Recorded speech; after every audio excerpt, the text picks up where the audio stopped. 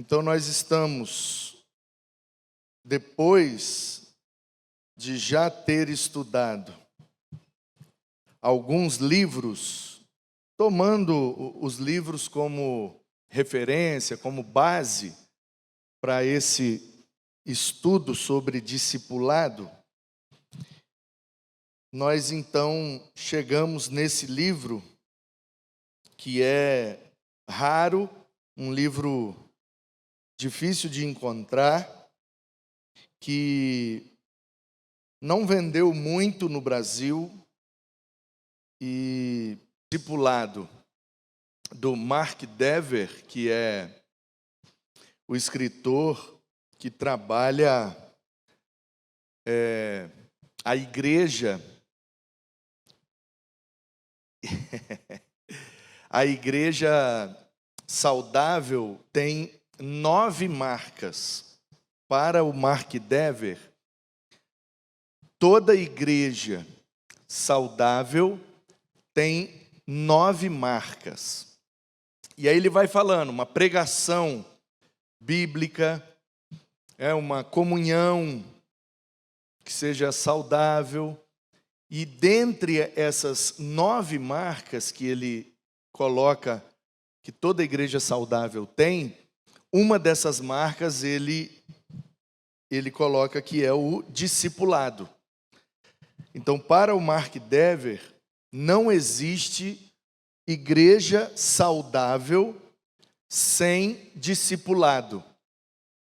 Aí qual que é o problema? Qual a imagem que vem na nossa mente quando a gente fala discipulado. E o que nós identificamos aqui, desde o início desta classe, é que a maioria de nós, a esmagadora maioria de nós, quando eu digo nós, eu digo a igreja evangélica brasileira, e eu quero até abrir um parênteses aqui, não que já tenha acontecido, graças a Deus, aqui, e não é ironia, é realmente, aqui nunca aconteceu. Mas, de vez em quando, eu uso essa expressão, né? Nós, muitos de nós, ou a maioria de nós. E às vezes quando eu falo nós, você pode pensar que eu estou me referindo somente a PIB Itaim. Então eu queria, não sei se você já pensou isso, acho que não, porque aqui só tem gente boa, a turma muito fácil de lidar. Não é ironia, estou falando sério mesmo, estou falando sério. Agora é sério. Sério, não é brincadeira. Vocês ficam rindo, aí fica me fazendo rir. Não, estou falando sério mesmo, estou falando sério. Vocês são maravilhosos. Maravilhosos mesmo. Mas pode ser que você já tenha entendido isso, né? Quando eu digo a maioria de nós, e nós precisamos fazer, né? Então, eu queria que você soubesse isso. Que na grande maioria das vezes que eu me refiro a nós como igreja, embora eu seja pastor aqui, embora a minha prioridade é estar aqui, e eu tenho todos vocês na minha mente, sei exatamente quem faltou, sei exatamente a doença que tem, o remédio que toma e a crise que enfrenta. Apesar disso, conhece a dinâmica do ministério que Deus tem comigo, e desde o início eu nunca fui só da igreja local onde eu era membro. Desde o início da minha conversão, por causa talvez do meu testemunho, por causa talvez do meu jeito, do meu estilo, o esporte que eu praticava, os hobbies que eu tinha, isso acabou me projetando desde o início para fora da igreja local também. Então eu sempre tive essa característica. Inclusive agora, no Retiro dos Pastores, lá em Sumaré, na primeira semana de janeiro, e é uma pergunta que eu respondo sempre a alguns pastores. Eles me perguntam, como que você consegue conciliar o ministério na igreja local, sendo pastor, presidente de uma igreja que, para o contexto de São Paulo, é uma igreja grande, né? Para o contexto Brasil, é uma igreja média, né, de pequena para média, em crescimento. E aí a dúvida deles geralmente é: como que você consegue conciliar o ministério na igreja local e o ministério fora da igreja local? Ministério de pregação, né, de palestras, de aulas. Então, eu sempre, não sempre, mas desde o início da minha ida para o seminário e o início do ministério pastoral, propriamente dito, eu fui professor no seminário lá do Espírito Santo, de vários seminários. No Batista eu fiquei por 12 anos e dei aula em vários outros, porque eu nem tenho 12 anos de ministério. E como que eu, né, para fechar essa conta, é porque eu comecei a ser professor no seminário antes de formar. Então, quando eu estava indo do segundo para o terceiro ano, um professor precisou tirar uma licença e, na dificuldade de encontrar um professor, né, com mais agilidade, ele recomendou o meu nome para ficar naquele semestre substituindo ele naquela matéria. Então, eu já estava no terceiro ano do seminário e comecei a dar aula numa matéria que era do primeiro ano, que é no primeiro semestre. Então, eu dei aula os 2 primeiros anos no seminário, ainda como aluno do terceiro, quarto ano, dando aula para o primeiro ano, e depois eu continuei dando aula até quando eu vim para cá. E aí aqui, o envolvimento com o seminário, eu entendi que precisava dar um tempo. E aí, como eu concluí o pós-doutorado antes de vir para cá, então priorizei ficar dando aula só no mestrado, e agora eu estou só no doutorado, que é de vez em quando, né, pelos polos que a gente tem da Faculdade Batista aí pelo Brasil, de vez em quando eu vou em algum estado e dou somente uma aula, que o doutorado funciona um encontro por mês. Pois bem, então,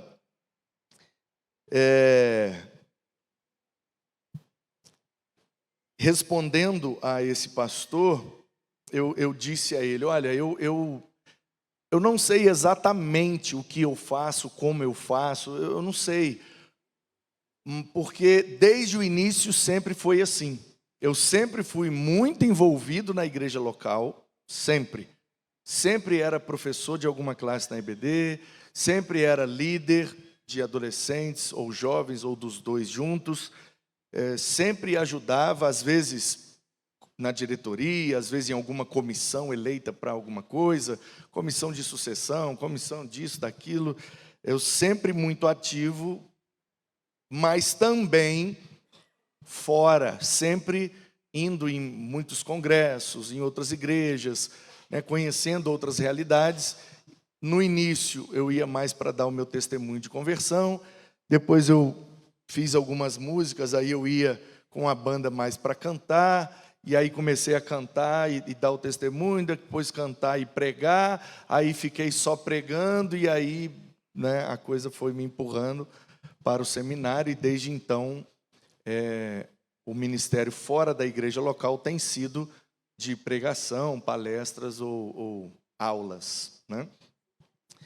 De aulas de teologia, aula de Bíblia, aula de coisa de igreja, né? Embora tenha a condição acadêmica, mas eu nunca fui professor, digamos assim, entre aspas, né, secular. Eu não gosto de fazer essa diferença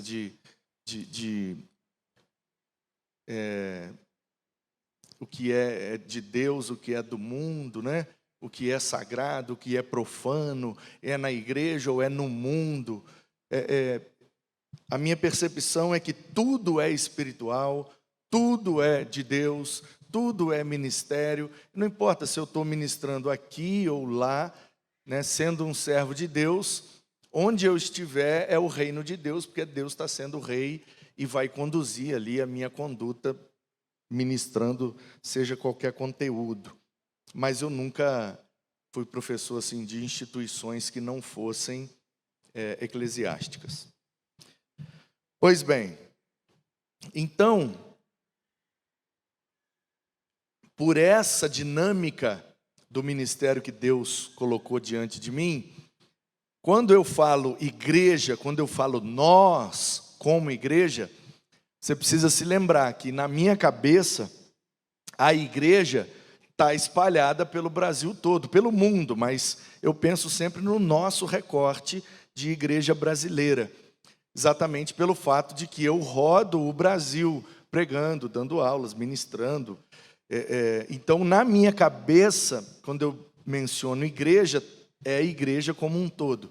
Até porque, mesmo estando aqui na PIB Itaim, e você tem acompanhado pela internet, tem gente de tudo quanto é lugar que já tem acompanhado a gente de forma assídua.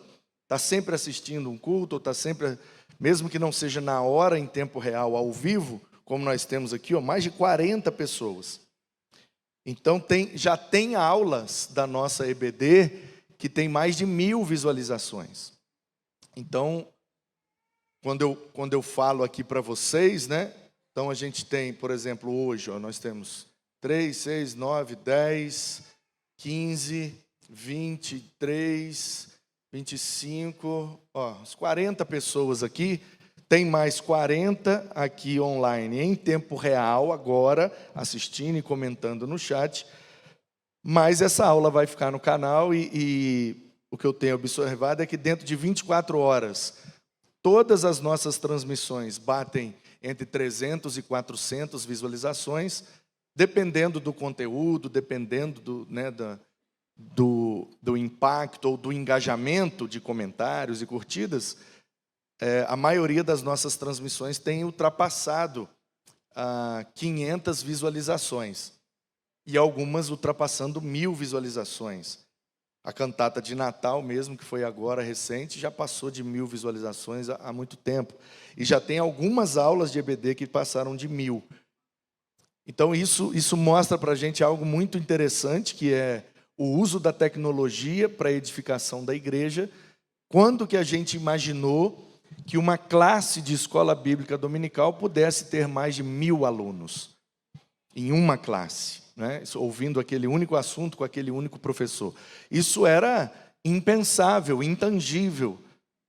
Como que, primeiro por condição logística, como é que a gente coloca 1000 pessoas numa classe? Não é qualquer lugar que cabe 1000 pessoas. Então, tem N dificuldades que a gente teria para dar aula para 1000 pessoas aqui, mas através da internet, as nossas aulas têm alcançado mais de 1000 pessoas. Esse é o primeiro fato que é interessante. E o segundo é que, quando eu estou aqui ministrando um conteúdo, na minha cabeça está sempre presente o fato de que, além de vocês que estão aqui e o pessoal que está aqui online em tempo real, já passou de 50. Na minha cabeça está esses 500, 800, 1000 que vão assistir. Então, quando eu falo algumas coisas, eu também estou pensando nessa turma, que tem de um monte de estados aí diferentes, que acompanha a gente, né, pela internet. Nosso canal passou de 2.000 inscritos, né, tá 2.200, 2.300, algo assim. Deixa eu ver aqui. 3.000? Deixa eu conferir aqui. 3.220. É isso mesmo. 3.220 inscritos, né? Então, isso excede em muito a nossa membresia, né? Então, quando eu falo nós, a igreja, tá bom? Seja dando aula, pregando, numa conversa, numa reunião, queria que você tivesse isso em mente. Toda vez que eu falo nós, como igreja, na minha cabeça não está só a PIB Itaim, tá bom?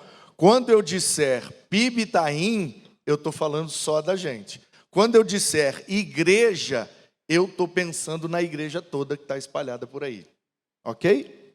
Acho que vale a pena reforçar esse ponto. Não que alguém tenha, né, interpretado equivocadamente, me cobrado, alguma coisa assim, mas é bom esclarecer. Então, como eu estava dizendo, a gente começou com o primeiro livro que a gente usou aqui como referência, foi o do Mark Dever, que é uma das 9 marcas da igreja. Ele escreveu um livro chamado 9 Marcas de uma Igreja Saudável, algo assim, acho que ficou a tradução. E depois ele escreveu um livro para cada uma daquelas 9 marcas. Como uma das 9 marcas é o discipulado, aí ele escreveu um livro só sobre a característica do discipulado, e foi esse que a gente usou aqui como primeira referência. Então, a primeira coisa que a gente identificou no início desse conteúdo é que quando a gente fala discipulado, algumas imagens, algumas práticas ou dinâmicas brotam na nossa cabeça. A primeira coisa que a gente identificou é, quando se fala discipulado como uma das 9 marcas de uma igreja saudável, a pergunta é, o que é que vem na nossa mente quando a gente ouve a expressão discipulado? E o que a gente identificou é que na maioria de nós, a igreja evangélica brasileira, o que vem na cabeça quando fala discipulado é conteúdo básico preparatório para o batismo. Na maioria da mentalidade da igreja brasileira atual, quando fala a expressão discipulado, o que vem na nossa cabeça é preparação para o batismo. Fulano converteu, aceitou Jesus, passou pelo discipulado, batizou, agora é membro da igreja.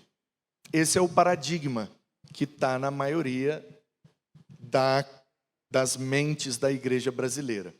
E aí, lendo o Mark Dever, a gente já chegou nessa primeira conclusão, que foi uma quebra de paradigma, de que, olhando para a Bíblia, discipulado nunca foi conteúdo básico preparatório para o batismo. Elias discipulou Eliseu. Eliseu não fez uma classe de batismo com Elias. Elias não foi o professor da classe de conteúdo básico da fé. Não, o Elias convidou o Eliseu para a vida dele, e na convivência que eles tiveram durante aqueles anos de ministério, o Elias discipulou o Eliseu. Tanto que quando ele saiu de cena, o Eliseu estava preparado pelo Elias, pronto para dar sequência no ministério. Esse mesmo padrão a gente encontra em Moisés com Josué, em Paulo com Timóteo, e o exemplo mor em Jesus com os 12. Então a gente começou a perceber e concluir que na Bíblia, discipulado não é um conteúdo básico passado de um professor para um aluno.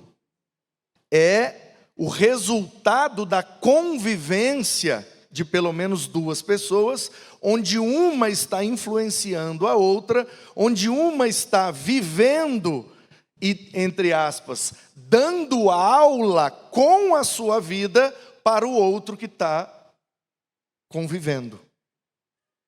Então, nos parece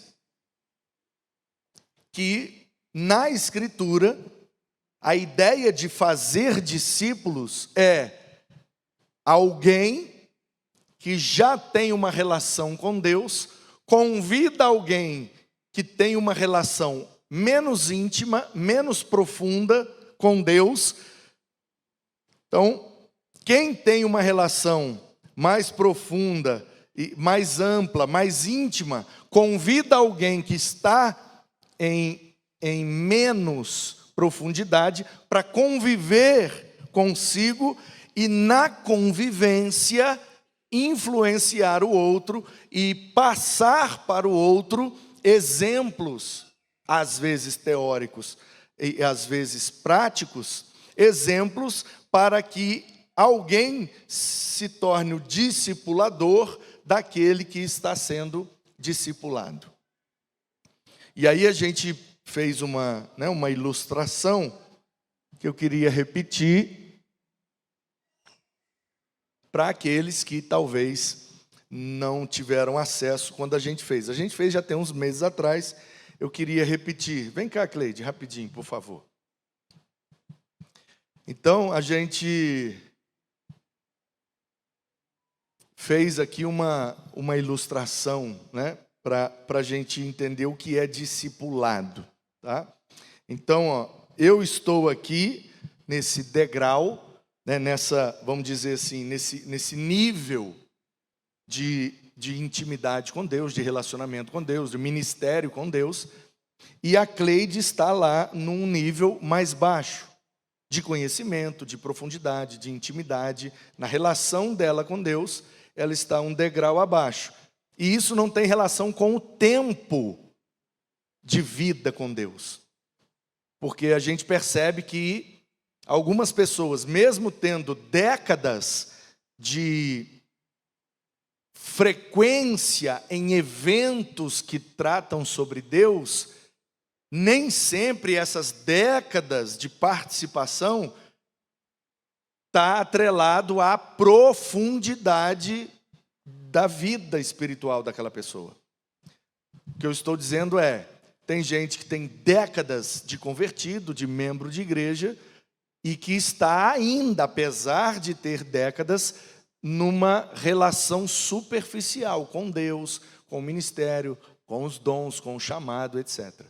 E gente que está há menos tempo já está com mais profundidade, com mais conhecimento, porque cada um tem o seu ritmo, cada um tem a sua demanda e enfim, cada um é único e não existe um padrão uniforme para nos definir. Então a ideia é, alguém que está num nível mais alto, às vezes em uma área, reconhece que alguém está num nível mais baixo. Então, o que é que a gente geralmente pensa em fazer?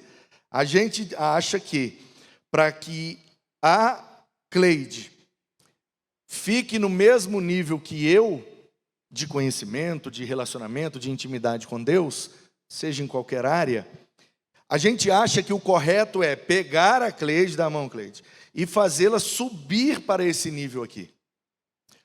Só que a prática revela que trazer para cima é muito mais difícil do que ir para baixo. O que você acha mais fácil? Subir ou descer uma escada? Então, desce ali, Cleide, deixa eu te ajudar. Aí. Então, fazendo esse trocadilho, a gente olhou para o discipulado mais nesse movimento de descida do que de subida. E aí, fazendo o trocadilho, né, a gente criou essa ilustração de que o que é discipulado? É isso aqui, ó. Eu discipulado dela. Entendeu? Essa ilustração é antiga, desde quando eu era professor de EBD e não era nem seminarista.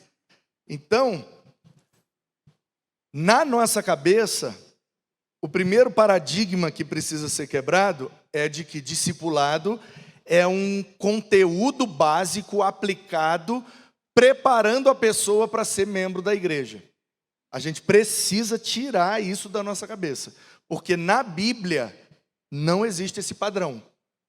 Todos que foram discipulados na Bíblia não foram discipulados a partir de alguns encontros em um lugar onde alguém passava um conteúdo e depois de um período curto, o discipulado estava terminado. A Bíblia não mostra isso como padrão. A Bíblia mostra muito mais esse movimento. Moisés descendo para o lado de Josué, Elias descendo para o lado de Eliseu, Paulo descendo para o lado do Timóteo, Jesus descendo para o lado dos 12. Então, o que é discipulado? Discipulado de uma outra pessoa. Porque quem está num degrau acima é muito mais fácil descer do que quem está num degrau abaixo subir. Ok? Então, a ideia é, eu vou conviver com a Cleide e tudo que eu trago desse degrau, através da convivência, vai sendo passado para ela. Até que ela, sem fazer força, sem perceber, um belo dia ela vai se dar conta de que nós dois agora estamos no degrau lá de cima, através da convivência. Isso pode acontecer de maneira mais fácil. Por quê?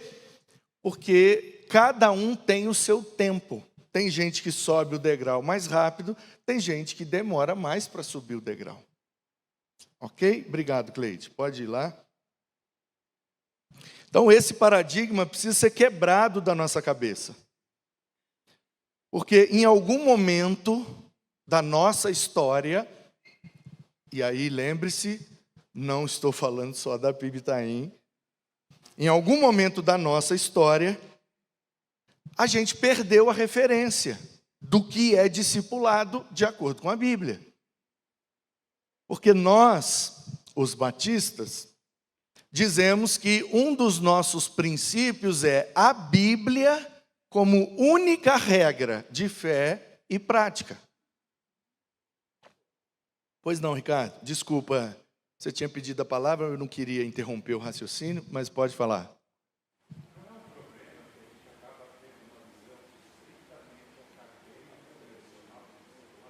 Sim, o Ricardo perguntou se é um problema a gente pensar em discipulado como algo acadêmico. Como eu disse, alguém que detém o conteúdo passando para alguém que não tem o conteúdo durante um período de tempo. É um problema e é exatamente por isso que está acontecendo essa classe, na tentativa de resolver esse problema. Porque nós, como batistas, temos esse princípio de que a Bíblia é a única regra. Mas quando a gente olha para o que a gente chama de discipulado e compara com a Bíblia, não tem nada a ver uma coisa com a outra. E aí a gente fez aquela conta de perguntar para o melhor discipulador de todos os tempos. Quem você acha que é? Quem? Ok. Então, o melhor discipulador de toda a história da humanidade precisou de quanto tempo para fazer os seus primeiros discípulos? Qual foi a conta que a gente fez? Jesus conviveu com aqueles 12 por 3 anos e meio.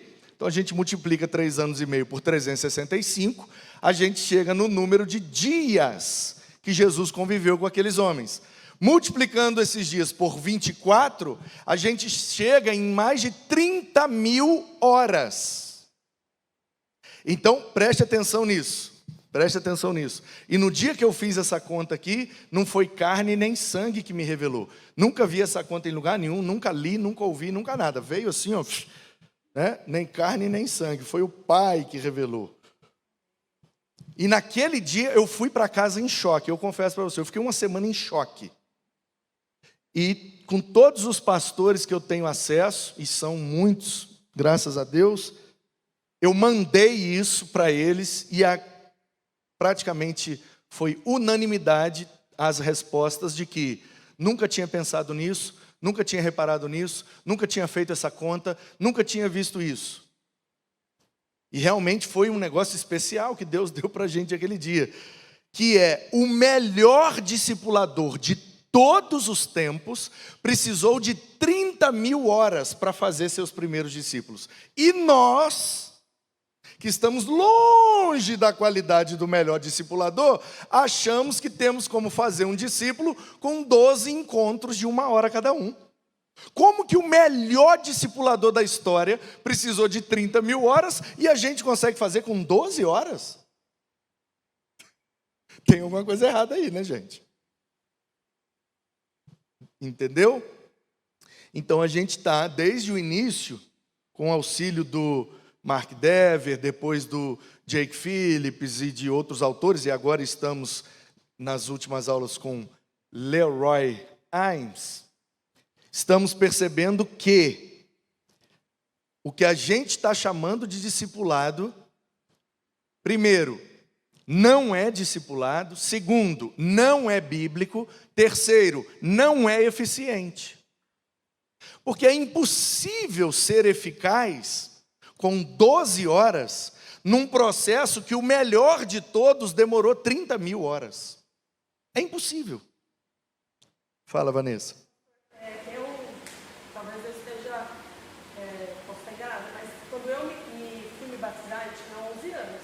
A sala não se chamava sala de discipulado, se chamava sala de doutrinamento. Sala de doutrinamento. Não era discipulado, e era para você ter certeza sobre a sua conversão e sobre as doutrinas da Igreja Batista. Sim. Para você vir. Então, talvez seja um pouco mais grave, porque nem tem a sala de discipulado. Porque, na verdade, chama-se sala de doutrinamento, sim, não de discipulado. Acho que talvez eu esteja enganado, mas acho que foi isso. Não, você está certa. É que, embora o nome seja diferente, o espírito do método é esse. Vamos preparar para a membresia da igreja, e uma vez batizado membro da igreja, é um discípulo de Cristo. Então pode ser que eu, por exemplo, a minha classe chamava catecúmenos. Alguém aqui foi na classe de catecúmenos? Levanta a mão. Nós estamos ficando velhos. E eu nem sou, né, tão mais velho que a Vanessa.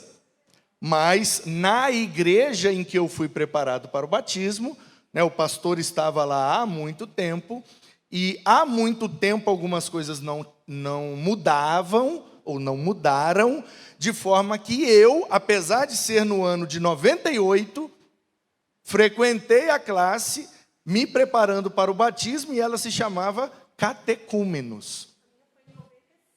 Aí, ó. 95, doutrinamento.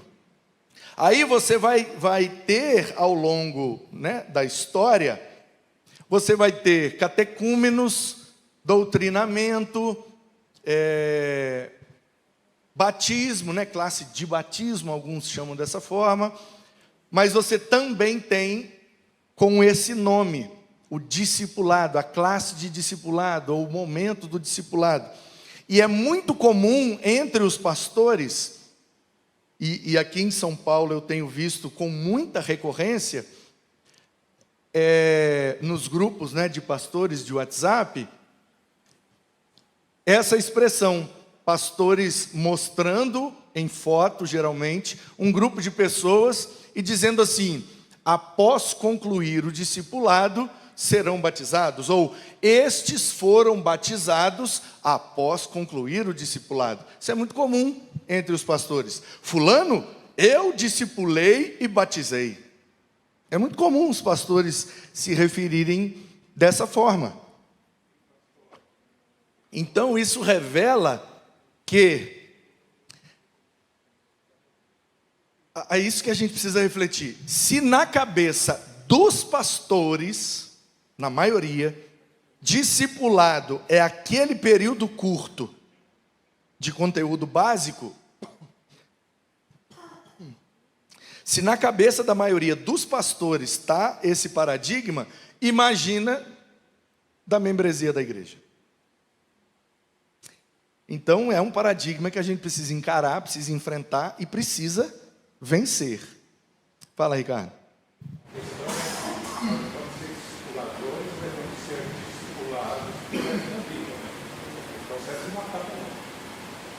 O Ricardo está nos lembrando que a gente já viu, estamos fazendo aqui uma espécie de revisão, né? Que o processo de discipulado não acaba. Não acaba. Quanto tempo dura o discipulado? Porque Jesus morreu, precisou subir para derramar o Espírito. Então, Jesus demorou 3 anos e meio, mas ele é o melhor da história. O que a gente conclui? Se o melhor da história precisou de 3 anos e meio, quantos anos nós precisamos? Toda a vida, irmão. Porque nós estamos muito longe de sermos discipulados na qualidade de Jesus. De forma que se Jesus precisou de 3 anos e meio, eu preciso de quanto? De décadas. É isso? E aí a gente concluiu que esta é a razão pela qual a igreja está envelhecendo, mas não está amadurecendo. Porque ela fica só no leite, leite, leite, leite a vida inteira. Não tem um ensino mais profundo, não tem um aprendizado mais profundo, não tem relações mais profundas. Não tem. Essa é a verdade. A gente convive como igreja 2 horas por semana, onde a convivência de fato nem é 2 horas, são alguns minutos. Minutos antes de começar algum evento e minutos depois de terminar algum evento. A gente troca meia dúzia de palavras por semana, passa décadas. E se a gente somar os pequenos minutos que a gente conviveu como igreja, e a gente chama isso de comunhão. Se a gente somar os pequenos minutos de verdadeira comunhão, a gente vai ver que depois de 50 anos de igreja, a gente não teve mais do que 2, 3 dias de convivência. Somando todos os minutos vai dar 70, 90, 120 horas para aqueles que frequentaram bastante eventos. Aqueles que frequentaram menos, vai demorar 100 anos para inteirar 24 horas de relacionamento. Ei, tudo bem, a gente se cumprimenta, a gente não se relaciona. Só que quando a gente olha para a Bíblia, o discipulado é no relacionamento. Quantas horas Moisés passou com Josué? Centenas. Quantas horas Elias passou com Eliseu? Centenas. Quantas horas Jesus passou com os 12? Mais de 30.000. Quantas horas Paulo passou com Timóteo? Centenas. Por quê? Porque o discipulado na Escritura é através da convivência. Pois não, Samuel? Uma coisa muito importante, além do que a gente tem pouco tempo aqui na igreja, esse pouco tempo de relacionamento, eu fui fruto disso, creio que muitos aqui foram, o culto doméstico. Porque o culto doméstico, a gente pensa que não, ali você cantava, ali você orava, ali você... Então, além da igreja, então a convivência do culto doméstico era uma sustentação muito boa. Excelente o seu lembrete, Samuel. A gente também já tocou nesse ponto aqui, né, nas aulas desta classe. E se você está aí na internet, e essa é a primeira aula que você está assistindo sobre discipulado, aqui no canal da PIB Itaim, te convido a entrar aí, né, nos nossos vídeos, na lista de vídeos ao vivo, e procurar, porque os últimos meses, 3, 4 meses mais ou menos, a gente vem falando sobre discipulado. Então tem aí já, né, tem aí umas 20, 30 aulas já que a gente está conversando sobre discipulado. Então, se você chegou agora e está achando o conteúdo interessante, te convido a assistir às aulas anteriores, que a gente tem muito conteúdo bom. Então, numa dessas aulas passadas, foi levantada essa bola que o Samuel relembrou, que nós abandonamos. Então, o Leroy, e é nessa perspectiva que a gente está abordando nas últimas aulas, nós perdemos a arte de fazer discípulos, porque a gente transformou um processo de convivência que demora anos, num encontro de algumas horas, passando um conteúdo básico. Então a gente perdeu a arte de fazer discípulos, e o que o Samuel ressaltou é que nesse processo também perdemos a arte de fazer discípulos dentro de casa. E aí ele mencionou uma metodologia que há algumas décadas atrás acontecia com mais frequência, que nós perdemos, que é o culto doméstico. Termos em família um momento de aprender a Bíblia, de buscar a Deus, de orar, de louvar. Então nós perdemos algumas coisas nessa caminhada, e junto com esse monte de coisa que a gente foi perdendo, o que acabou culminando na arte perdida de fazer discípulos. Nós perdemos essa arte.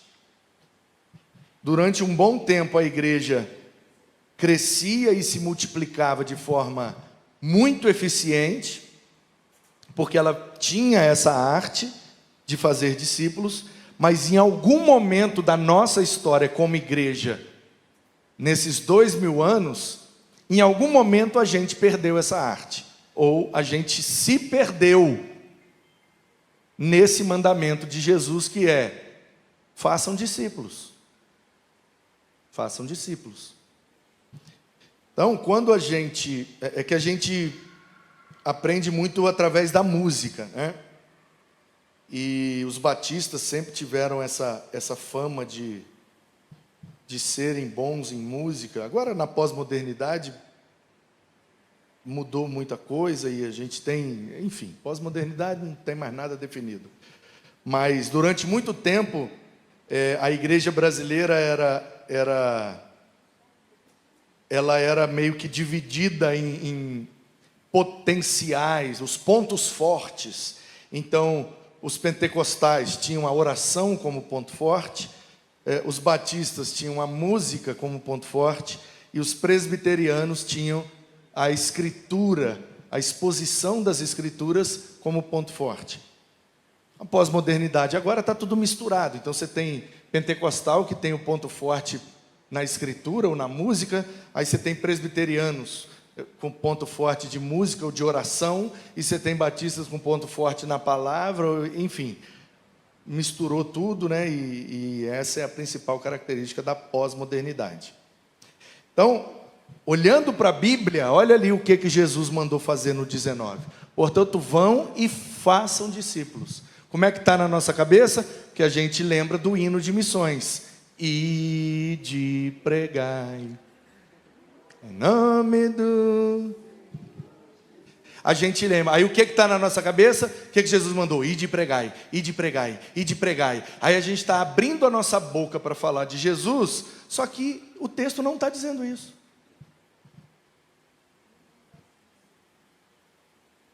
Ah, pastor, eu falo de Jesus. Nessa classe de discipulado eu já ouvi essa frase dezenas de vezes. Pastor, eu falo, mas não está mandando falar, está mandando fazer. Sim ou não, irmãos? A gente diz como batistas, é o nosso princípio.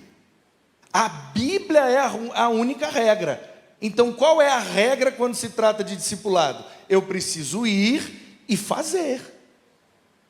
Como que faz, Jesus? Bom, primeiro você oferece, se a pessoa me aceitar, você joga dentro da água, em nome da Trindade, e depois que tirar da água, você ensina todas as coisas. É assim que está escrito, irmãos? Ou eu estou lendo errado? Aí o que a gente fez? A gente inverteu. A gente ensina primeiro, muito básico e muito rápido, depois batiza e solta no mundo. E Deus que se vire para cuidar desse filho.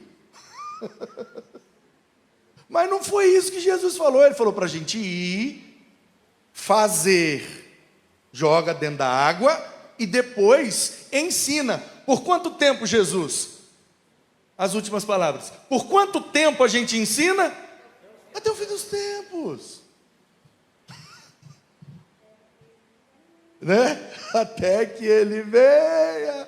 Pelo menos essa canta o que está escrito mesmo lá, né? Aquele texto clássico da ceia, né? Paulo orientando a igreja de Corinto, que a gente deve se lembrar do sacrifício dele, através da ceia, até que ele venha, porque a gente na ceia anuncia a sua morte, até que ele venha para nos buscar. Então, percebe, irmãos? Eu me lembro, numa outra classe, de um outro tema que agora eu não estou lembrando, acho que era hermenêutica, mas também eu acho que era aquela classe Conheça a Sua Bíblia, que a gente viu todos os livros da Bíblia, né? Então, a minha primeira classe aqui foi sobre a teologia, a sistemática, a gente pegou todas as doutrinas da teologia, sobre a Bíblia, sobre Deus, né? O Pai, o Filho, o Espírito, o homem, o pecado, a salvação, os anjos, a igreja e as últimas coisas. A gente viu toda a teologia, depois a gente viu todos os livros da Bíblia, depois a gente viu maneiras de interpretar a Bíblia de forma mais saudável, na classe de hermenêutica, que é a ciência de interpretação de texto. E agora, né, nos últimos meses, a gente está nessa do discipulado. E, sinceramente, eu acho que eu vou continuar nessa até o fim dos tempos. Até que ele venha. Então, a gente já passou por aqui, é uma revisão, mas olha só como o texto Gente, isso não é um texto obscuro, um texto polêmico, um texto difícil de interpretar, que tem que conferir o grego e ler um monte de comentários. Não é, é um texto simples. E são as últimas palavras de Jesus no Evangelho de Mateus, que é, entre aspas, o maior, o mais, entre aspas, né, completo, porque tem todo o Sermão do Monte, e aí, no final do Evangelho de Mateus, que apresenta Jesus como rei, como leão, que é focado mais para o público judeu, a última frase de Jesus nesse Evangelho é, portanto, ou seja, depois de tudo que vocês me viram fazer e me ouviram falar, eu preciso que vocês façam só uma coisa. Não, Jesus, pode pedir, o que é? Discípulos. Mas como assim? Me oferece, quem aceitar, joga dentro d'água. Tirou da água, até o fim dos tempos ensinando. Em que momento da nossa história, vocês que são igreja há mais tempo que eu sou igreja desde 98, se vocês puderem me ajudar, eu gostaria muito de ter essa resposta.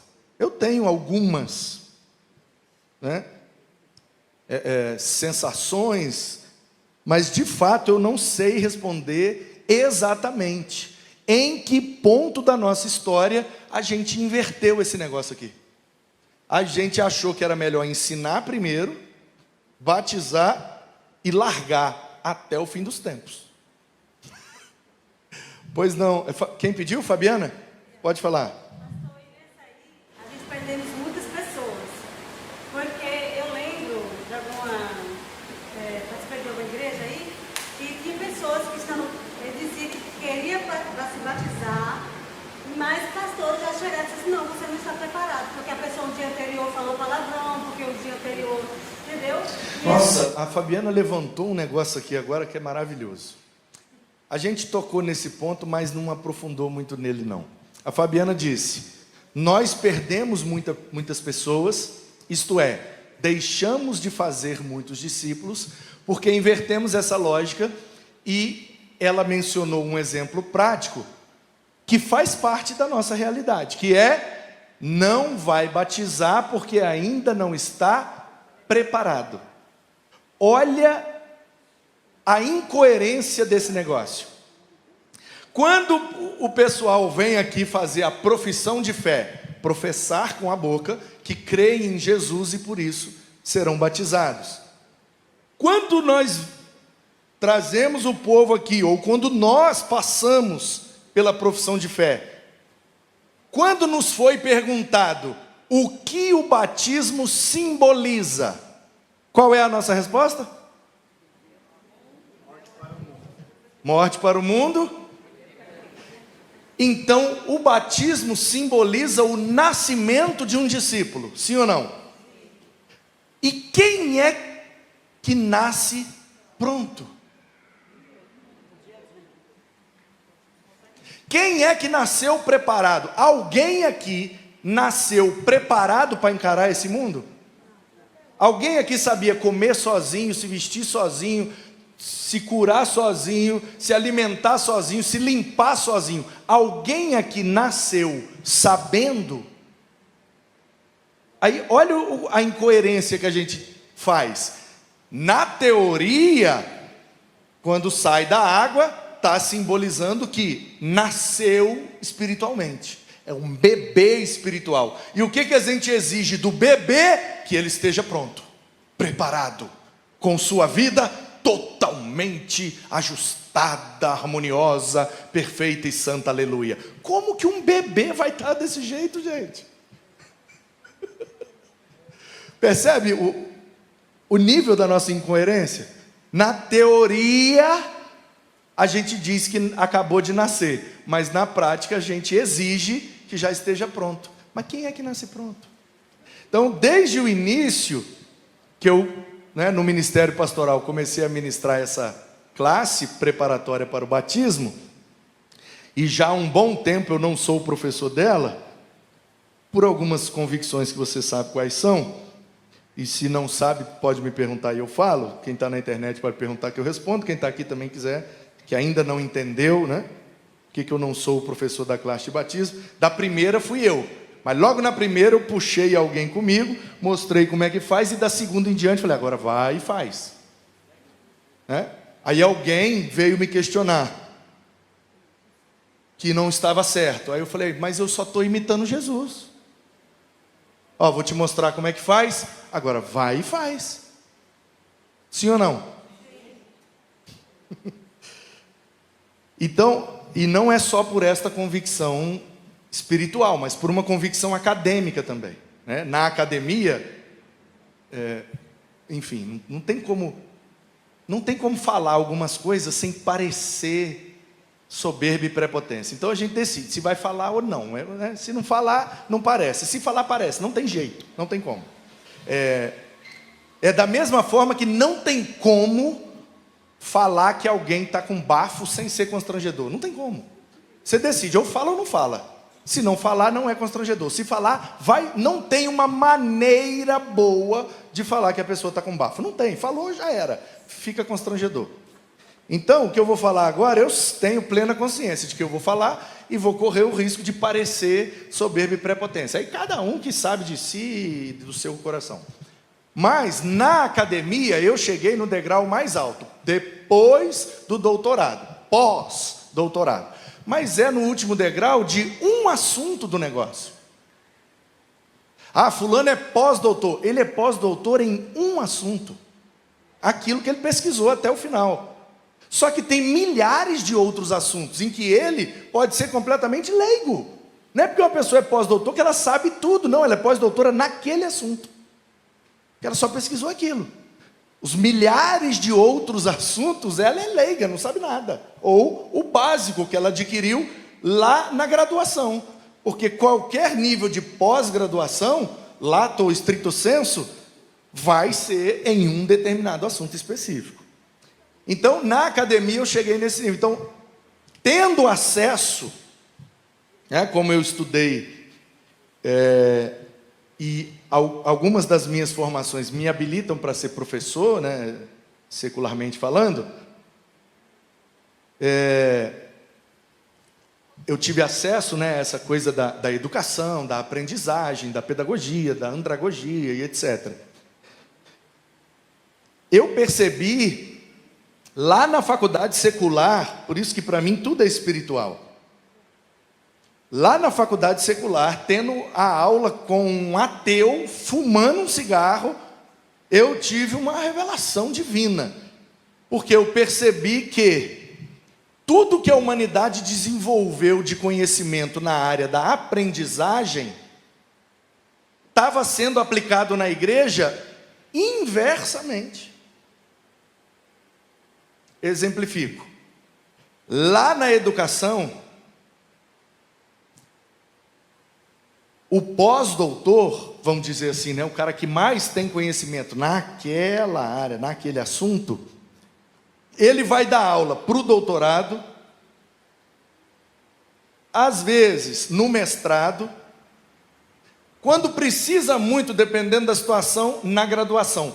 Mas raramente você vai ver um pós-doutor ou um doutor dando aula lá no ensino médio ou fundamental. Raramente. Eu sei que existem exceções, mas é raro. Então quem é que está lá na educação infantil? Os pedagogos. Quem que está no fundamental e médio? Os graduados, licenciados para lecionar aquilo ali. Quando você vai subindo o nível, então no mestrado, você vai ter no mínimo um cara mestre ou doutor. É sempre um nível acima, ministrando para o nível de baixo. Mas você não tem uma extensão grande de diferença de nível. Você nunca vai ter um pós-doutor lá na educação infantil. O pessoal que é da educação aí, eu estou viajando ou estou falando certo? É isso mesmo, Regis? Então, olha o que a igreja fez. Teoricamente, quem é o pós-doutor da igreja? O cara que mais sabe Bíblia e coisas sobre Deus. Quem é? O pastor. E onde que ele está? Na classe de batismo. Na educação infantil.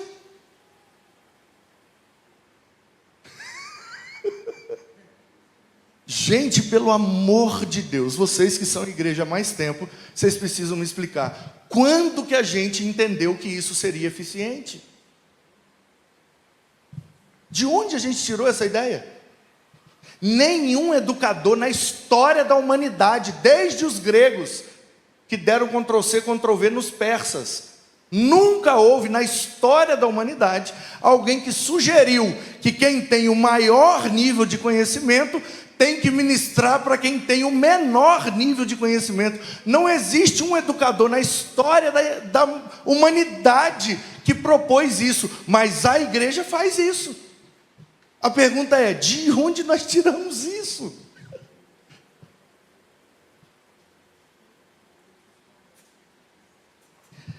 Onde que eu tive essa revelação? Sentado na carteira de uma faculdade secular.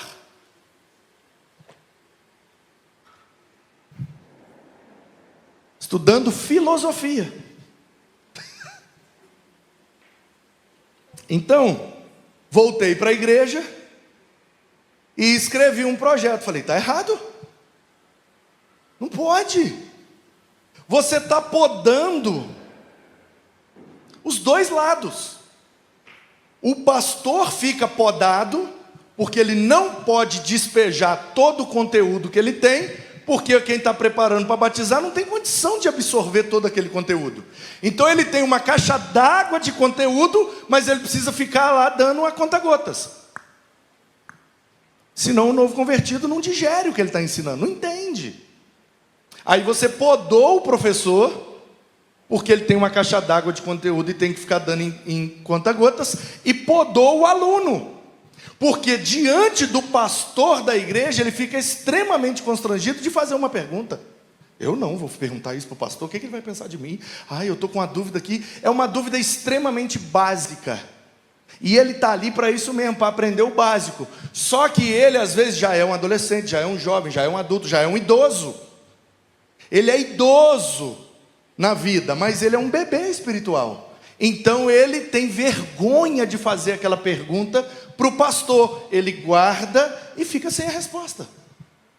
Então você está podando os dois lados. Você está podando quem ensina e está podando quem aprende. Em qual momento da nossa história nós concluímos que isso seria eficiente para a igreja? Em nome de Jesus. Foi mal interpretado na época que resolveram essa situação e perpetuou de lá até agora. Eu não sei exatamente quando foi, mas eu sei como foi. Foi quando a igreja terceirizou o mandamento de Jesus para os pastores. A igreja, em algum momento da sua história, entendeu que esse mandamento de Jesus era para os pastores.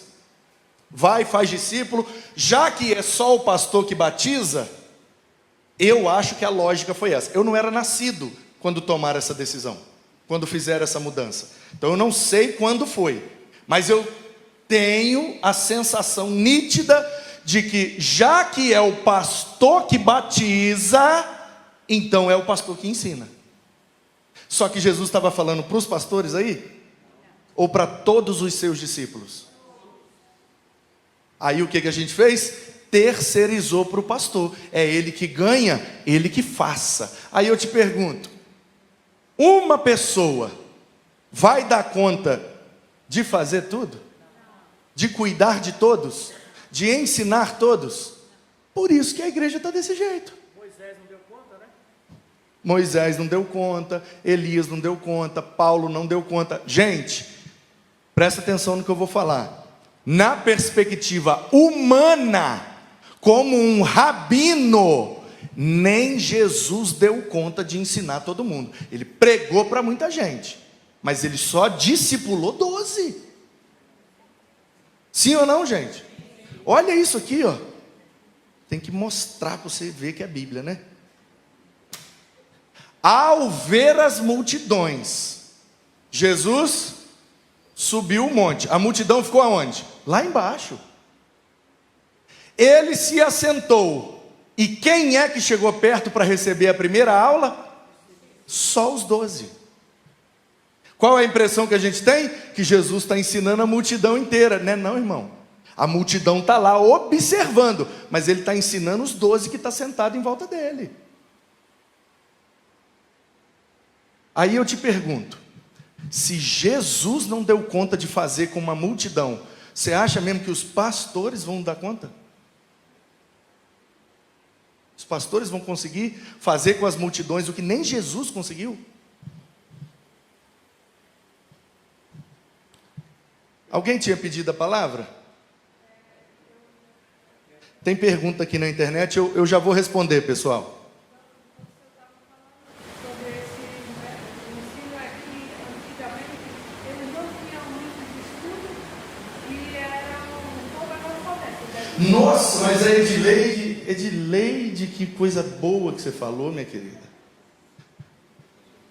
Meu Deus! A Edileide bateu num ponto aqui agora que o Regis, que é professor e de história, olha o que a Edileide falou: pastor, isso não acontecia com eficiência, porque há alguns tempos atrás, a maioria de nós éramos analfabetos no Brasil. Sim, há poucas décadas atrás, a maioria da população brasileira era analfabeta, sim ou não, Regis? Olha o que a Edileide percebeu. Por que é que o discipulado está ineficiente na igreja brasileira? Porque a nossa fé é baseada num livro, e até pouco tempo atrás a maioria de nós era analfabeto. Podia acabar agora, né? Edileide.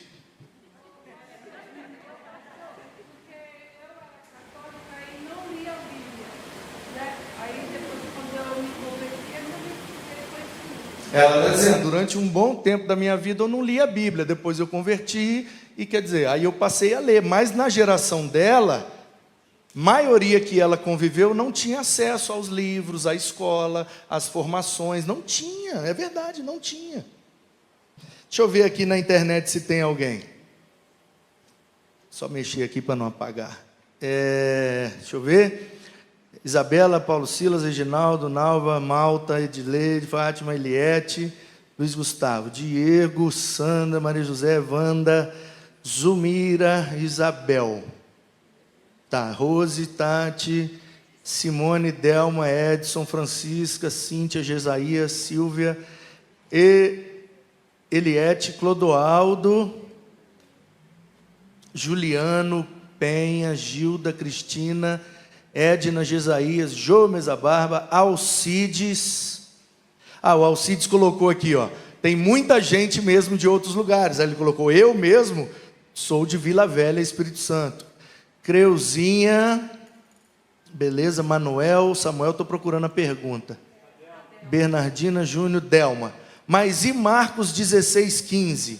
E disse-lhes, vão por todo mundo e pregue o evangelho a toda criatura. É verdade, vou abrir aqui o Marcos. Vão por todo mundo e pregue o evangelho a toda criatura. Quem crer e for batizado será salvo. Quem, porém, não crer será condenado. Em João diz, já está condenado. Estes sinais acompanharão aqueles que creem. Em meu nome expulsarão demônios, falarão novas línguas, pegarão em serpentes, beberão coisa mortífera, não fará mal, impuserão as mãos sobre os enfermos e eles ficarão curados. Então, o que a Delma está querendo dizer, porque ela é da música, é que o hino cantado, ide e pregai, é baseado em Marcos. E isso está certo. Mas o que Jesus está dizendo em Marcos invalida o que ele disse em Mateus? Sim ou não? Não. Isso aqui é o final do Evangelho de Marcos, certo? Marcos só tem 16 capítulos. Aquilo ali é a última frase. Tanto que a Bíblia coloca aqui, ó, como textos sinóticos. Esse registro de Marcos é correspondente ao registro de Mateus 28, de 16 a 20, que foi o que eu li, de Lucas 24, de 36 a 49, de João 20, 19 a 23, e de Atos 1, de 6 a 8, quando ele fala, né, fica em Jerusalém, o Espírito vai ser derramado, e depois Judéia, Samaria, os confins da terra. Eu te pergunto, entre Mateus e Marcos, qual foi discípulo de Jesus? Discípulo direto, né? Discípulo presencial. Mateus ou Marcos? Quem foi a testemunha ocular? Quem estava lá quando Jesus disse essas últimas frases? O Mateus ou o Marcos? O Marcos, para refrescar a sua memória, é aquele João Marcos, lá de Atos, que Barnabé acolhe depois que Paulo não quer levar mais ele na segunda viagem missionária. É aquele Marcos, tá? Então o Marcos, ele não foi um dos 12. O Marcos entrou na história, e ele aparece claramente na Bíblia, na primeira viagem missionária, Atos 13 para frente. Então, de onde Marcos tirou essas palavras? Do que ele ouviu dizer. De onde Mateus tirou essas palavras? Ele ouviu Jesus falar. Então, entre o relato de Mateus e de Marcos, qual tem mais probabilidade de estar literalmente como Jesus falou? O que o Marcos disse ou o que o Mateus está falando? Quem entre Mateus e Marcos, quem tem mais condição de dizer exatamente o que Jesus pediu por último? Percebe? Oi? Sentido de ministério, né? Os evangelistas, eles são importantes. Então, igual o senhor sempre fala, eu sou chamado para o ensino, não sou chamado para o evangelismo. Então, quer dizer, é importante, não importa quem estava com Jesus, porque toda a Bíblia é inspirada. Ok. Eu compreendo assim. Sim. Então, quer dizer, o id é o id mesmo, que é a mesma palavra lá do vão. É um mandamento para os evangelistas. Esses precisam existir. Para que depois no ensino, e a igreja como corpo de Cristo, faça o discipulado, que é ensinando até o fim dos tempos. Perfeito. A Vanessa disse que toda a Bíblia é inspirada, tanto o que o Mateus disse quanto o que o Marcos disse, e que há essa diferença. Mateus focou naquela coisa do ensino, e o Marcos focou na coisa aqui do evangelismo, e existem esses ministérios diferentes. Mas eu ainda acho, Vanessa, que o que Marcos está fazendo aqui é um registro das últimas palavras de Jesus, naquela ocasião ali, antes dele morrer e ressuscitar, porque essa é a ocasião. Ok? Então Jesus morre, Jesus ressuscita, aí ele vai aparecendo para os 12, depois para um grupo maior, depois para, Corinto, o pessoal, quando Paulo escreve ao pessoal de Corinto, ele diz que ele apareceu para cerca de 500 pessoas. E aí ele vai dando essas orientações que culminam lá em Atos 1. Fiquem em Jerusalém, o Espírito vai ser derramado, e vocês serão minhas testemunhas até os confins da terra. Então essas são as últimas palavras de Jesus, enquanto esteve presencialmente aqui na terra. Então o fato que eu quero jogar luz é, Marcos é inspirado, Marcos está certo. Só que o Marcos, nessa perspectiva, é inspirado e está certo, mas está incompleto.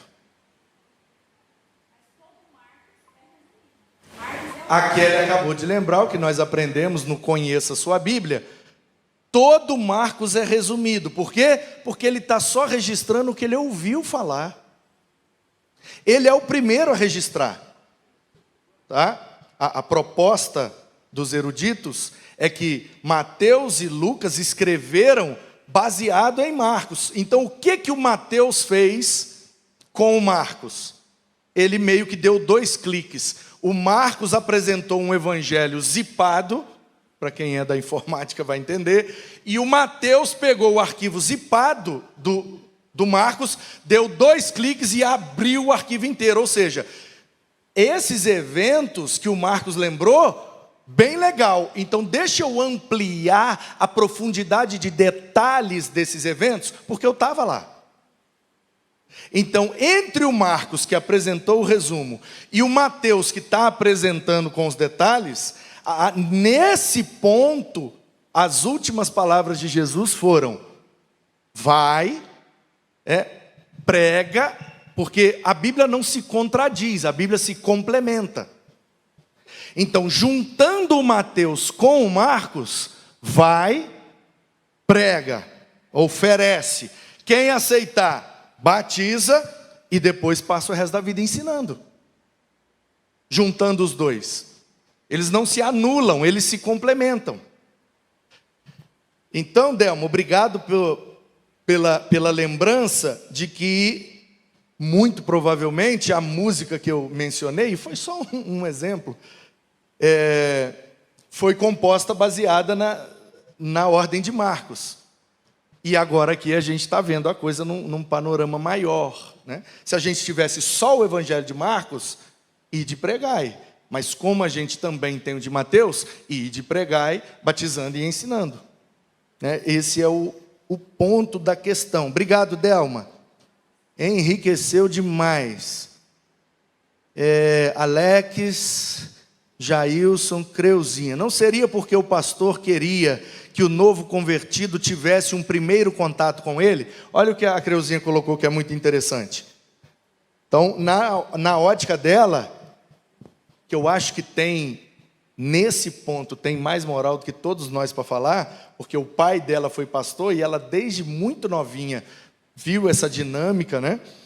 Ela está sugerindo que pode ser que os pastores tomaram para si essa responsabilidade de ensinar o básico para as pessoas, com a motivação de ter o primeiro contato, de se aproximar, né? E pode ter sido sim, Creuzinha. Eu não estava lá. Se a senhora está achando que é isso, muito provavelmente é isso mesmo. Cristina Fernandes. Temos um ensino raso, nenhuma preocupação com a nova geração, adultos imaturos, e, enfim, ela está falando aqui das consequências da ineficiência do discipulado, né? Aí a Delma completou o que a Edileide colocou. Como os pastores, olhando agora só para os batistas, né? Para ser pastor batista, desde que os batistas chegaram no Brasil, era necessário ter a formação em teologia. Então, o que a Delma levantou, que também é muito pertinente, por isso, ela está sugerindo, né? Por isso que os pastores acabaram ficando com a incumbência de ensinar, porque pode ser, como Edileide falou, na maioria dos contextos lá atrás, o pastor fosse o único que tivesse acesso à leitura, ao conhecimento, ou seja, o pastor geralmente era o cara mais estudado da congregação, então ele era o mais apto a ensinar. Muito legal também essa percepção. O Alcides está dizendo que tinha... Nossa, tem mais de 70 pessoas aí, agora está ficando bom.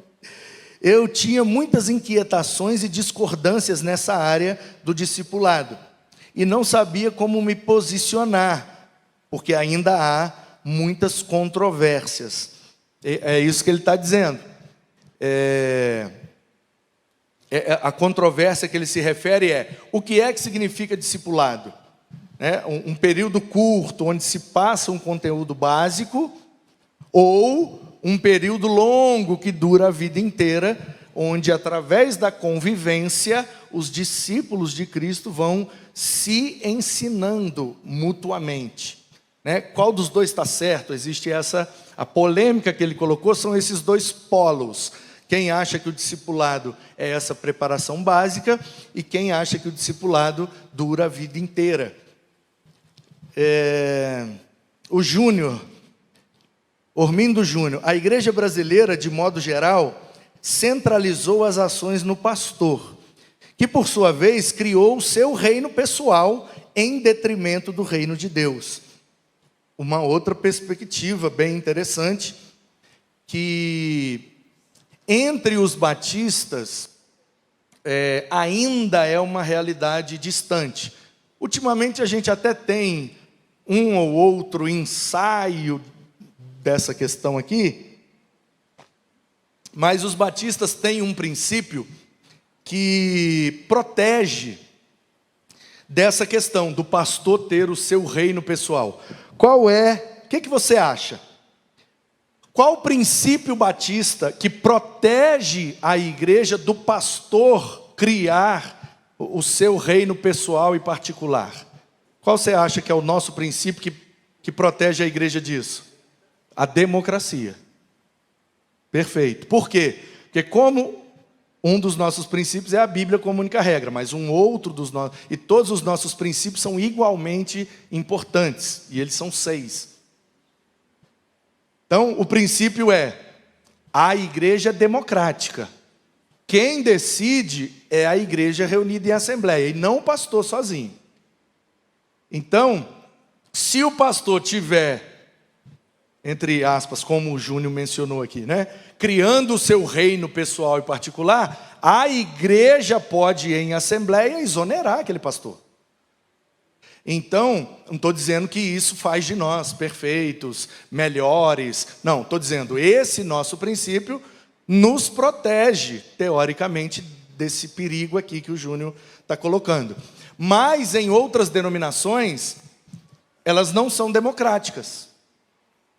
E aí, o pastor pode sim, já que não é democrático, não é o povo que decide, ele tomando as decisões sozinho, ele pode criar o reino particular e pessoal. Obrigado, Júnior, pela sua contribuição. Aí o Alcides está dizendo que agora ele está aliviado, porque essa aula foi esclarecedora e profunda. Então, ou seja, ele tinha dúvida entre o que é realmente discipulado, e com a Bíblia como referência, ele está dizendo que, então, agora ele está entendendo, está saindo da crise. Fala, Fábio. Complementando um pouquinho o que a irmã falou aqui, em relação a essa questão do batismo, de perder algumas pessoas nesse sentido. Na minha geração, as pessoas que estão vivendo comigo, eu vi algumas pessoas nessa linha que a irmã comentou. E algumas igrejas, elas acabaram pescando essas pessoas que foram negadas em outros locais. Mas o que eu percebo é que em algumas igrejas também, que tinham um pouco mais de liberdade nesse sentido do batismo, de não se preocupar em preparar a pessoa literalmente para poder batizar, houve também um pouco de falta de preparo de conviver e discipular essas pessoas.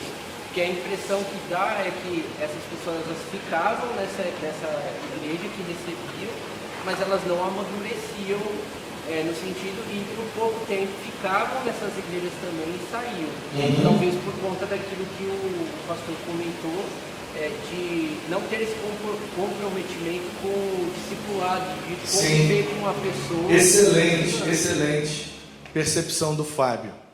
Ele está dizendo que na observação dele, completando a fala da Fabiana, que diz que nós deixamos de fazer muitos discípulos porque a gente exigia um preparo, para o batismo e iniciar a caminhada.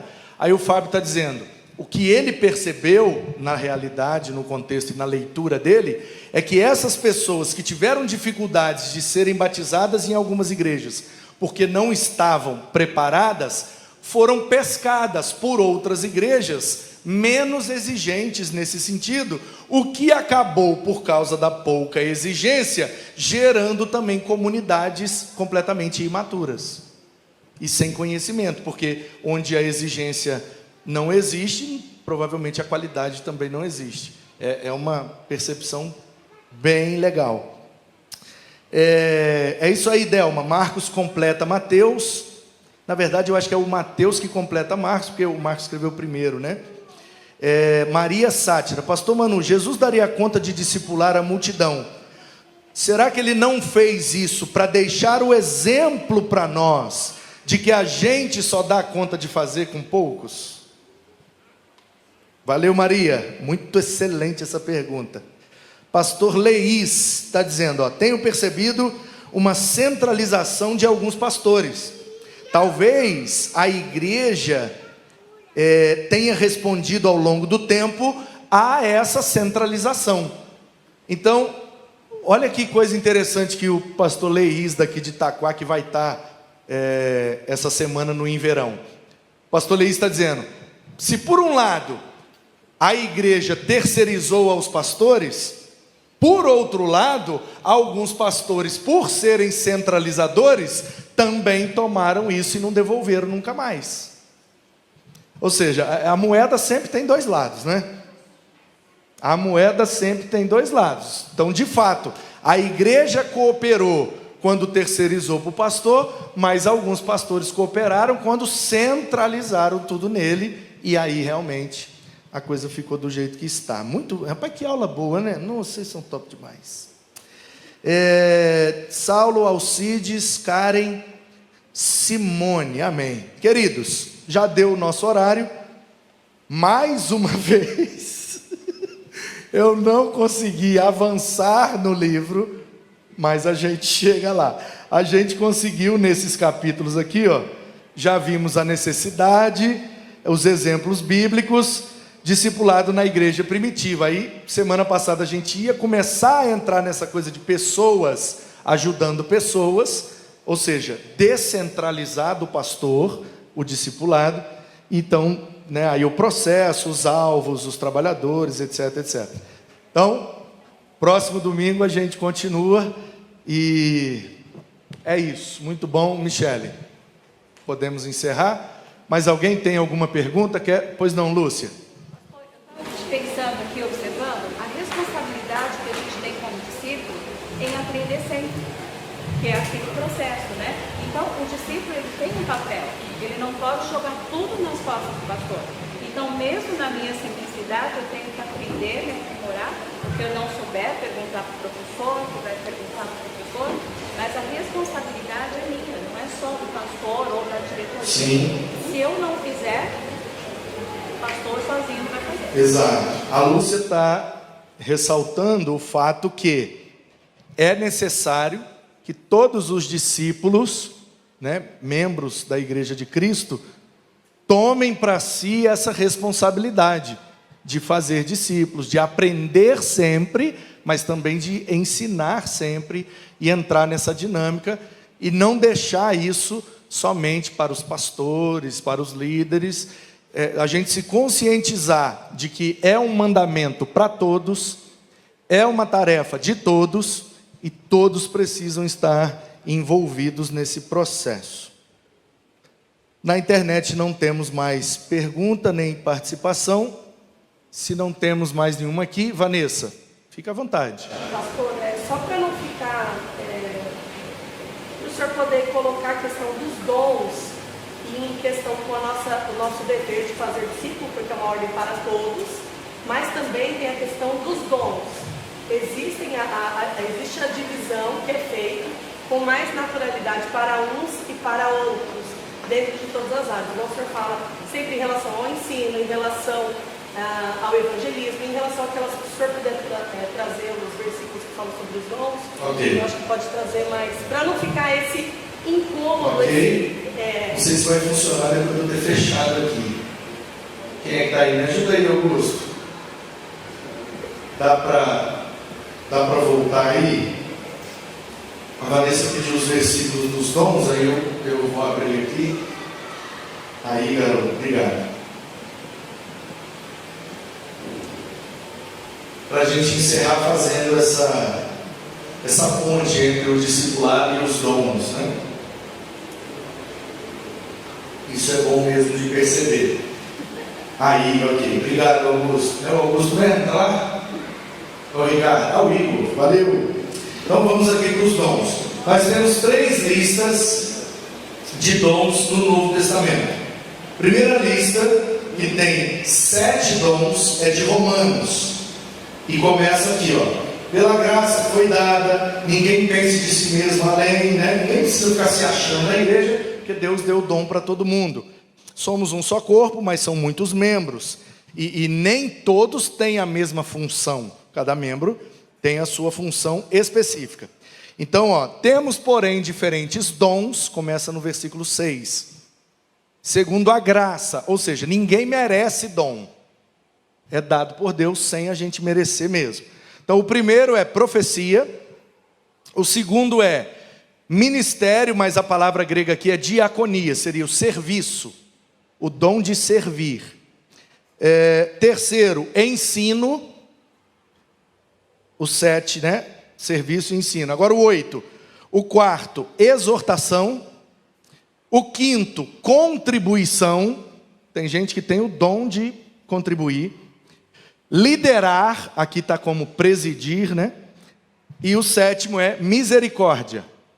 Então esses são os 7 dons apresentados aqui aos romanos. Eu chamo de dons do Pai, porque Paulo diz que é Deus que deu isso para a igreja. Exortação, o Ricardo perguntou, literalmente, parakaleo, a palavra grega, que é chamar para o lado e corrigir o caminho. Essa é a ideia. Imagine que você está num caminho, na beira de um penhasco, e você está caminhando, e a pessoa que está caminhando com você está se afastando de você e chegando cada vez mais perto do penhasco. A palavra grega sugere a ação de você puxar alguém para o lado para evitar o desastre. Porque se ela continuar naquela rota, vai cair no abismo. Parakaleo, chamar para o lado. Literalmente é isso. Como isso, o guia da trilha. Isso aí, o caminho certo é por aqui, vem por aqui, chamando. Na prática, aí a palavra que quando vai do grego para o português, perde um pouco esse sentido, né? O literal é chamar para o lado. Exortação, ex aí é para fora, né? Ex é para fora, in é para dentro, né? Então exportar, do porto para fora, né? Ex-marido, marido para fora. Então, foi péssima essa, desculpa.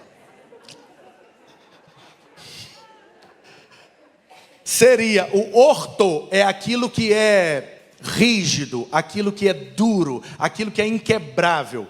Poderíamos chamar de aquilo que é, entre aspas, correto, né? O ortopedista, ele cuida do nosso osso, né? Porque o osso é a parte do nosso corpo que é dura, que é rígida, que não tem maleabilidade. Se sofrer pressão, quebra. Então isso é o orto, aquilo que é rígido, aquilo que não muda, aquilo que é imutável, vamos chamar assim. Então o ex é para fora, o orto seria esse imutável. Então é você tirar do outro o que é imutável, o que é rígido, ou seja, seria na prática fazer o outro compreender o que é correto. Isso que é exortar. Ok? Então esses são os 7 dons de Romanos. Repetindo aí, a partir do versículo 6. Profecia, fé é a maneira como usa a profecia. Profecia, serviço, que está aí como ministério, mas a palavra é diaconia. E não está falando aqui de cargo, está falando de dom, tá bom? Ensino, exortação, contribuição, liderança e misericórdia. 7. Agora vamos para os dons do Filho, que Paulo diz que é Jesus que deu isso para a igreja. E Ele mesmo deu, uns para apóstolos, outros para profetas, evangelistas, pastores e mestres. Tá? Pastor e mestre aqui é o mesmo dom, é uma coisa mais a outra. Se fossem diferentes, seria uns para pastores, uns para mestres. Mas uns para, né, tus men no grego, poimenas, kai, didáscalos. O kai é conjunção aditiva. Uma coisa, são os dois lados da mesma moeda, porque cuidado e ensino são indissociáveis. Porque todo ensino é um ato de cuidado e todo cuidado é um ato de ensino. A minha ilustração clássica para isso é quando uma criança vai enfiar o dedo na tomada e a gente ensina que não pode, se não dá choque, a gente está ensinando, mas ao mesmo tempo está cuidando. Então, ensino e cuidado andam juntos. O Dr. Shedd que disse isso. São os dois lados de uma mesma moeda. Com vistas ao aperfeiçoamento dos santos, para o desempenho do ministério, para edificação do corpo. Então, 4 dons: apóstolo, profeta, evangelista, pastor, mestre. Agora, 1 Coríntios 12 traz os 9 dons do Espírito, que são, está falando de dons, está vendo aí no 4? Ó. Os dons são diversos, mas o Espírito é o mesmo. Aí, ó, a partir do 8, tem a lista dos 9 dons. Primeiro, palavra de sabedoria. Depois, palavra de conhecimento. Uma está ligada à prática, a outra está ligada à teoria. As duas coisas são importantes. Terceiro, fé. E aqui não é fé para a salvação e também não é fé no sentido de doutrina. É fé no exercício do dom, ok? É ver o invisível e crer no impossível para a edificação da igreja. Quarto, curar. Quinto, milagres. Sexto, profecia. Note que profecia é o único que aparece nos 3. Sétimo, discernimento de espíritos. Oitavo, variedade de línguas, que nós entendemos como idiomas, e interpretação desses idiomas. O Espírito capacita para que o Evangelho seja pregado em todas as nações. A gente precisa botar o Evangelho em todos os idiomas. Discernimento de espírito, pergunta do Ricardo maravilhosa. Discernir, di é 2. Cernir é tirar o cerne. Você sabe, obviamente, o que é o cerne. É o X da questão, né? O cerne da... Isso aqui, por exemplo, ó, aprendi com o meu pastor Arídio, que essa madeira aqui, ela não tem emenda, tá vendo? Ela é uma só até lá em cima. Isso aqui é feito de cerne de carvalho. O miolo do caule. Então, o que é o cerne? É o que está no miolo, é o que está no centro, é o X da questão. Di é 2. Então, o que é discernir? É perceber qual é o X da questão quando a gente tem dúvida entre duas coisas. Discernir. Esse negócio aí é de Deus ou é do diabo? Aí tem gente que recebe o dom de discernir entre duas possibilidades, saber qual é a correta. Nem sempre é óbvio, por isso que é necessário o dom. Por isso que é necessário o dom, porque a gente normalmente não consegue discernir. É o diabo, é a pessoa ou é Deus? Porque note que não é discernimento de motivação, discernimento de situação, é discernimento de espíritos. Ou seja, qual espírito está atuando nessa situação? O espírito de Deus, o espírito da pessoa ou o espírito maligno? Eu coloquei o espírito da pessoa porque a nossa carne grita muito alto e às vezes a gente atrapalha muita coisa. Mas o termo sugere apenas 2, por isso que é discernimento, se é de Deus ou do diabo, mais ou menos isso. Ok? Então, Vanessa, temos 7 dons em Romanos, temos 4 dons em Efésios, temos 9 dons em 1 Coríntios. Qual é a relação entre os dons e o discipulado? Já que, deixa eu abrir aqui, porque agora como o negócio expandiu, pode ser que alguém na internet queira compartilhar ou perguntar alguma coisa. Deixa eu só reabrir o chat aqui para ver se alguém vai perguntar. Então, como o mandamento de Jesus, como a ordem de Jesus é para todos os discípulos,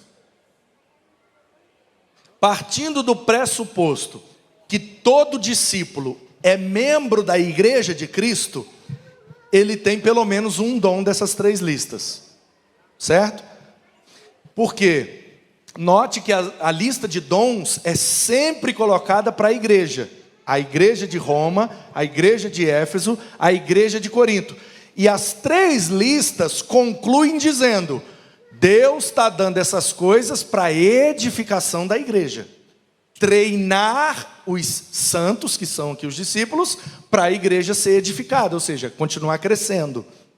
Então, a ideia que eu tenho é, se todo discípulo é chamado a fazer discípulo, todo discípulo, sendo membro da igreja, tem pelo menos um desses dons, eu preciso identificar quais as outras pessoas que têm essa mesma aptidão, habilidade ou facilidade, no sentido de ter ou o mesmo dom, ou pelo menos dons na mesma área, para que eu aprenda de quem pode me ensinar sobre o exercício daquele dom, para que eu também ensine para alguém para melhorar no exercício daquele dom. Então, na minha opinião, a relação entre dons e discipulado é quando a gente identifica os dons iguais ou parecidos e começa a aprender e ensinar para que a igreja saiba exercer melhor o dom, para que a igreja seja melhor edificada.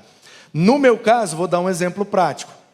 Eu já consegui identificar algumas pessoas na PIB Itaim que têm um dom ou muito parecido ou exatamente o mesmo que o meu. O que é que eu faço? Estou chamando para perto, para na convivência ensinar tudo que eu sei sobre o exercício desse dom, para que, se for realmente aquele dom, a pessoa tenha condição de exercer para a edificação da igreja. Muita inquietação na membresia, no corpo de Cristo, de repente fazer como o outro faz. Quando a gente não conhece os próprios dons, a gente se sente limitado ou impotente. Então, é importante que cada um conheça o próprio dom para que exerça o discipulado de acordo com o seu dom. Era aí que eu queria chegar. Excelente. A Vanessa, para concluir, disse, às vezes, por causa dessa nossa inquietação de querer servir, de querer ajudar, de querer fazer, a gente acaba meio que imitando as outras pessoas e, bom, já que o fulano faz daquele jeito, eu preciso fazer daquele jeito. Então a Vanessa ressaltou a importância do autoconhecimento. Eu preciso me conhecer, identificar qual é o meu dom, a minha vocação, o meu ministério, para que eu exerça aquilo e seja ajudado por alguém e também ajude alguém para exercer aquilo, e é muito importante. A gente já teve, mas vamos ter novamente, com certeza, em momento oportuno, a igreja oferecendo para a membresia ferramentas que vão ajudar cada um a identificar melhor seu dom, o seu ministério, o seu chamado.